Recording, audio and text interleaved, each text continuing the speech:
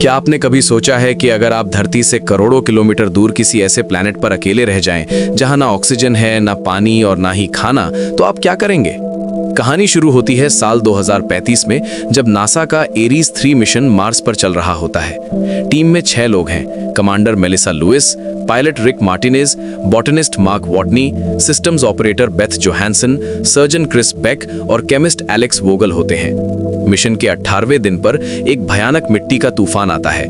NASA team को तुरंत निकलने का ऑर्डर देती है।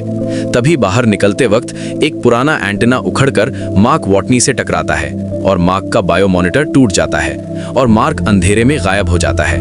कमांडर लुइस मार्क को बहुत ढूंढती हैं, लेकिन उनका मार्स एसेंट व्हीकल गिरने वाला होता है। मजबूरी में मार्क को मरा हुआ समझकर पूरी टीम मार्स से निकल जाती है, लेकिन मार्क जिंदा था। जब उसे होश आता है तो वो खुद को मार्स पर अकेला पाता है। वो देखता है कि उसकी टीम वहां से जा चुकी है और उसके पास खाना बहुत कम था, और उसे पता होता है कि नासा का अगला मिशन 4 साल बाद आने वाला था। लेकिन मार्क हार नहीं मानता। वो एक बॉटनिस्ट था। वो हैब के अंदर मार्स की मिट्टी बिछाता है, बट मार्स की मिट्टी जहरीली और डेड होती है, इसलिए वो अपनी और अपनी टीम के ह्यूमन वेस्ट को फर्टिलाइजर की तरह यूज करता है। पानी बनाने के लिए वो हाइड्रोजन रॉकेट फ्यूल को एक इरिडियम कैटलिस्ट से गुजारकर जलाता है, जिससे पानी की बूंदें बनती हैं। एक बार एक्सप्लोजन भी होता है, लेकिन एंड में वो मार्स पर पोटैटोज उगाने में कामयाब हो जाता है। इधर धरती पर नासा की सैटेलाइट प्लानर मिंडी पार्क देखती है कि मार्स पर रोवर की जगह बदल रही है। नासा के डायरेक्टर टेडी सैंडर्स और Mars mission director Vincent Kapoor को समझ आता है कि मार्क जिंदा है, लेकिन वो ये बात एरीज 3 की टीम को नहीं बताते, ताकि वो मिशन पर फोकस कर सके। मार्क के जिंदा होने की खबर पूरी दुनिया में आग की तरह फैल जाती है। मार्क मार्स पर नासा के भेजे हुए पुराने रोवर को ढूंढ निकालता है और उसके 360 डिग्री कैमरे का यूज करके नासा से कांटेक्ट करता है। वो हेक्साडेसिमल कोड के जरिए नासा को बताता है कि वो जिंदा है। नासा उसे बचाने के लिए दिन रात एक कर देता है, लेकिन मार्स तक पहुंचने में महीनों लगने वाले थे। लेकिन नासा जल्दबाजी में एक सप्लाई शिप आइरिस भेजता है, लेकिन वो लॉन्च के वक्त ही ब्लास्ट हो जाता है। तभी चाइना की स्पेस एजेंसी अपने तायांग शेन बूस्टर का ऑफर देती है।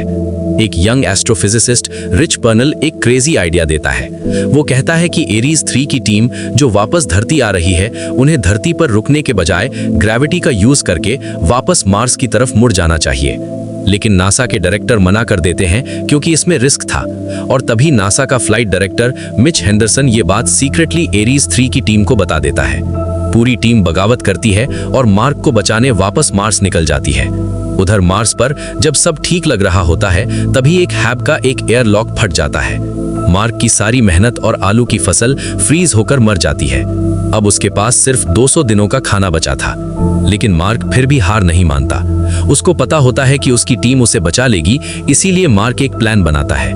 उसे पता होता है कि नासा का अगला मिशन 4 साल बाद आने वाला है, लेकिन तब तक उसको किसी भी हालत में जिंदा रहना होगा और उस पॉइंट तक पहुंचना होगा जहां नेक्स्ट मिशन लैंड होगा।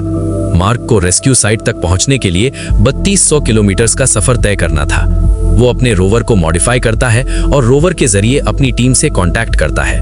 उसमें हीटर की जगह रेडियो एक्टिव जनरेटर रखता है और धीरे धीरे करके उस डेस्टिनेशन पर पहुंचता है जहां रेस्क्यू टीम आने वाली होती है। उस डेस्टिनेशन पर नासा ने पहले से ही एक रॉकेट को रखा हुआ होता है। कमांडर लुइस के कहने पर मार्क उस रॉकेट का वेट कम करने के लिए उसका दरवाजा, विंडो और नोज कोन निकाल देता है और उसकी जगह एक प्लास्टिक शीट लगा देता है। जैसे ही उसकी टीम मार्स के ऑर्बिट में एंटर करती है, उसकी टाइम मार्क अपने रॉकेट को लॉन्च कर देता है, लेकिन वो अपनी शिप हर्मिस से काफी दूर रह जाता है। तब मार्क एक इनसेन आइडिया लगाता है। वो अपने सूट के ग्लव में छेद करता है। निकलती हुई गैस एक जेट इंजन की तरह काम करती है और वो आयरन मैन की तरह उड़ते हुए कमांडर लुइस के पास पहुंच जाता है। पूरी दुनिया ये लाइव देख रही होती है और जब लुइस उसे पकड़ लेती है तो सब खुशी से झूम उठते हैं। फिल्म खत्म होती है जब मार्क धरती पर वापस आकर नासा में नए स्टूडेंट्स को सिखाता है। वो कहता है, स्पेस में सब कुछ आपके खिलाफ होगा, लेकिन आपको बस एक प्रॉब्लम सॉल्व करनी है, फिर अगली और फिर अगली।